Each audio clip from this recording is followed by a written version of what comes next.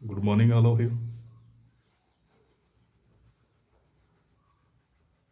आज हम max weber के बारे में ही पढ़ा जाएगा। मैक्स वेबर मैक्स वेबर का जो सिद्धांत या अवधारणा था, पिछले चैप्टर में ही हमने लगभग पढ़ा। सामाजिक क्रिया के सिद्धांत, सामाजिक परिवर्तन के सिद्धांत, धर्म का समाजशास्त्र, वेबर का स्तरीकरण का सिद्धांत, ये सब चारों अध्ययन कर चुके हैं हम लोग। आज हम पढ़ेंगे प्रोटेस्टेंट धर्म के द्वारा पूंजीवाद का विकास कैसे हुआ। क्योंकि पिछले चैप्टर में मैंने आपको बताया था कि उन्होंने मैक्स वेबर ने लगभग दुनिया के महान 6 धर्मों का अध्ययन किए थे। उन्होंने 6 धर्म के बारे में ही बताया कि इसमें आचार संहिता पाई जाती है, नहीं पाई जाती है। तो प्रोटेस्टेंट कैथोलिक धर्म से ही निकला हुआ प्रोटेस्टेंट धर्म है, इनमें आचार संहिता पाई जाती थी, जिसमें एक जुनून होता था पैसा कमाने की। वो बात करते थे। तो थोड़ा देखा जाए कि मतलब जो मैक्स वेबर थे, अपना प्रोटेस्टेंट धर्म के कारण उनका पूंजीवाद का विकास हुआ। उससे पहले कार्ल मार्क्स भी अपनी थ्योरी दी थी। तो वही कार्ल मार्क्स कहते हैं कि कार्ल मार्क्स ने पूंजीवाद समाज की विकास की बात करते हुए कहा कि पूंजीवाद का विकास उत्पादन के साधन के आधार पर होता है। कार्ल मार्क्स कहते हैं कि पूंजीवाद समाज के विकास की बात करते हुए कहा कि पूंजीवाद का विकास उत्पादन के साधन के आधार पर होता है। इस आधार पर उन्होंने ऐतिहासिक भौतिकवाद का सिद्धांत प्रतिपादित किया। ऐतिहासिक भौतिकवाद के सिद्धांत का प्रतिपादित कार्ल मार्क्स ने किया।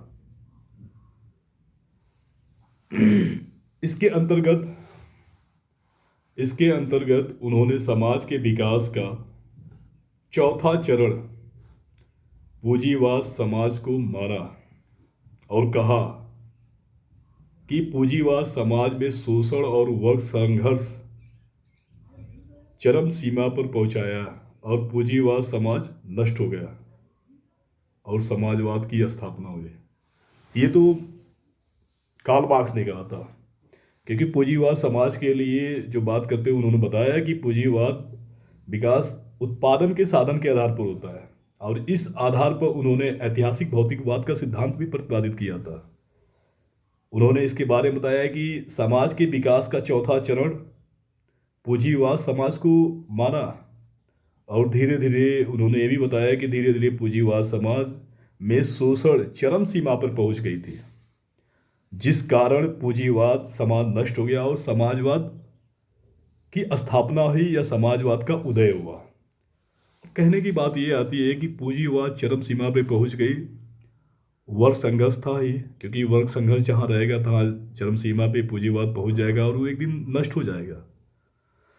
तो कहने का मतलब यह है कि जो पूंजीपति वर्ग, शासक और शोषक, यह वर्गहारा सर्वहारा, कार्ल मार्क्स ने दिया था ना 2 सिद्धांत, मालिक और नौकर, मालिक या दास। जब पूंजीपति वर्ग जब लाभ कमाने के चक्कर में अपने दास या नौकरों का शोषण करेंगे, उनसे एक्स्ट्रा वर्क लेंगे। कहने का मतलब है कि सपोज करिए कि अगर एक उदाहरण के द्वारा समझा जाए, जब कोई सरकारी टेंडर लेता है,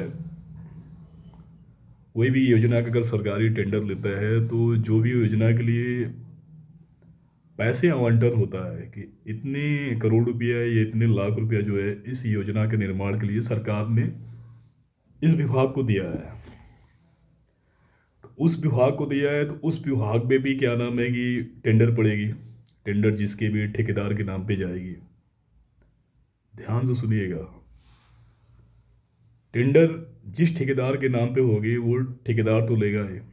अब उतने लाख या करोड़ रुपए का तो था इस परियोजना के लिए, लेकिन जब परियोजना जब ठेकेदार जब टेंडर ले लेता है तो वो भी इंस्टॉलमेंट के रूप में उसे पैसा मिलता है, क्योंकि काम होता रहेगा, इंस्टॉलमेंट में मिलता रहेगा, चेकिंग होती रहेगी। तो कहने का मतलब है कि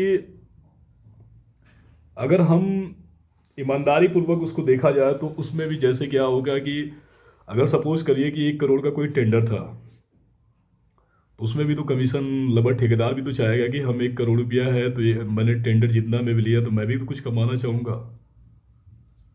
अब उसने क्या किया, जो मैन पावर थी, क्योंकि पहले तो मैन पावर ही थी, आज भी मैन पावर है, लेकिन आज मैन पावर की जगह मशीन पावर आ गया है। क्योंकि पहले एक डाटा के अनुसार मैं बता रहा हूँ कि एक राष्ट्रीय राजमार्ग एक दिन में 28 किलोमीटर सड़कें बन रही है। 2019 के डाटा के अनुसार एक दिन में 28 किलोमीटर सड़कें बन रही है, राष्ट्रीय राजमार्ग। आप सपोज करिए कि मशीन की वजह से, क्योंकि ये मशीन का युग है, मैन पावर ऑलरेडी कम हो गए हैं। पहले जो 50 मजदूर, 100 मजदूर या 100 मैन पावर लगते थे तो शायद 1 किलोमीटर सड़क बनती थी। आज 27 किलोमीटर का फर्क हो गया है। तो कहीं ना कहीं बिचौलिए हैं, कहीं ना कहीं किसी रूप में जो है कि मैन पावर जब कम होगा, क्योंकि मैन पावर एक्चुअली क्या है कि वो अपने जो भी क्राइटेरिया फिक्स किए होंगे, चाहे उसके ठेकेदार भी होंगे मैन पावर के, जो फिक्स किए होंगे कि मुझे इतना इतना चाहिए, ऐसे ऐसे चाहिए, जो भी है, ये उनकी इंटरेस्ट थी। अब ठेकेदार भी चाहेगा कि अगर मैं इनको लगाता भी हूँ तो इतने वर्क करते भी हैं तो उसके बाद क्या है, इनको फ़ायदा मिलेगी, मुझे काम भी पता चला गया कि जो मुझे 6 महीने में करना है वो काम जो है साल भर में हो जाएगा। तो कहीं ना कहीं वो चीज़ें ख़त्म थी, क्योंकि वहाँ ठेकेदार का एक ही रूप है कि उसे पैसा कमाना है। और पैसे कमाने के साथ साथ इतनी अच्छी क्वालिटी भी तो नहीं देगा, क्योंकि अच्छी क्वालिटी देने के चक्कर में शायद उसे बचत नहीं होगी। फिर जो ऊपर से नीचे तक जो उसके जुमला है, अब जुमला का मतलब मैं आपको ओपन तो नहीं कर सकता, लेकिन आप समझ गए होंगे। वो जो जुमला है उस चीज़ को भी तो उसको देखना है, क्योंकि आगे और भी तो टेंडर लेना है। ऐसा तो है नहीं कि उसके लाइफ का एक ही टेंडर है कि इसी में बस ज़िंदगी गुजर बसर करना है, और आगे भी तो नाम कमाना है। आज बड़ी से बड़ी परियोजना देख लीजिए, जेपी इंफ्रास्ट्रक्चर ले रहा है, मुकेश अंबानी की ये तमाम कंपनियां हैं।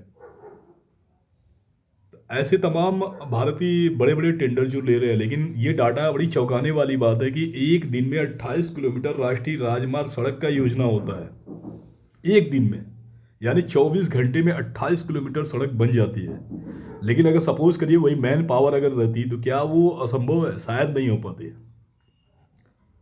तो इस कारण से जो है कि जब जब विकास के समाज में जब शोषण होगा तो वर्ग संघर्ष भी होगा, और जब वर्ग संघर्ष जब होगा तो चरम सीमा पे पहुंचेगी, द्वेष की भावना आएगी। मालिक और नौकर या जो भी कहिए, दास जो भी कहिए, लेबर वर्ग, उनमें एक वर्ग संघर्ष आएगा और गुस्सा फूटेगी। तो एक दिन वो जो पूंजीवाद था वो नष्ट हो जाएगा, और पूंजीवाद जब नष्ट हो जाएगा, जिसे हम पूंजीवाद समाज जब नष्ट हो जाएगा, तो एक दिन समाजवाद की स्थापना होगी या समाजवाद का उदय होगा। ये थी कार्ल मार्क्स की पुरुषित धर्म के द्वारा पूंजीवाद के विकास के बारे में उन्होंने बताया था। ऐतिहासिक भौतिकवाद का सिद्धांत भी उन्होंने प्रतिपादित इन्हीं के चक्कर में कर दिया था। वही मैक्स वेबर कहते हैं,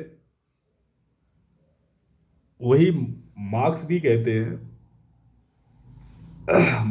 कि पूंजीवाद की जो विचारधारा से प्रभावित होकर, भाई कार्ल मार्क्स की पूंजीवाद के विकास की विचारधारा से प्रभावित होकर मैक्स वेबर ने यूरोपीय समाज में अध्ययन करते हैं उस समय के। क्योंकि देखिए, हमेशा वो कार्ल मार्क्स की थियरी या कार्ल मार्क्स की किताब या कार्ल मार्क्स के आर्ट की हमेशा वो पढ़ते थे। उन्होंने कुछ किया नहीं, बस उनका पढ़ा, थोड़ा सा अपना संशोधित रूप अपने, क्योंकि देखिए थियरी लिखना इतना आसान नहीं है। अगर थियरी लिखना होता तो शायद हमारे भारत में, मैं भारत की बात करूँगा, कितने विश्वविद्यालय, लगभग 46-48 सेंट्रल यूनिवर्सिटीज़ है, लेकिन उसके बाद भी हर डिपार्टमेंट में प्रोफेसर हैं, लेकिन शायद उनकी पूरी जीवन चली जाती है और थियरी नहीं लिख पाते हैं। तो थियरी लिखना इतना आसान नहीं है।